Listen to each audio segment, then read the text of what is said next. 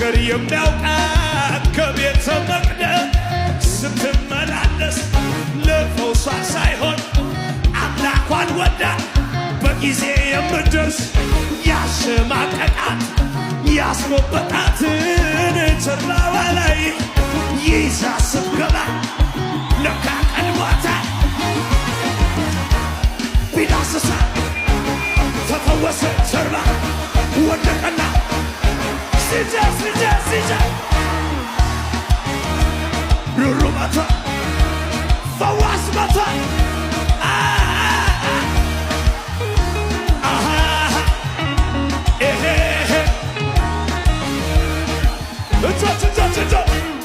ደከመኝ ሳትል ህመሟን ይዛ ቤቱ መጣች። ልክ እንደ ልማዷ ከቸርቹ ስደርስ የሳለ ሰባኪው መምህሩ ቢዳስሳ ተፈወሰ ጀርባ ወደቀላት።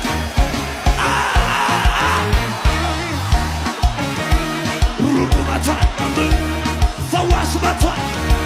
ጩኸት አለ ወይ?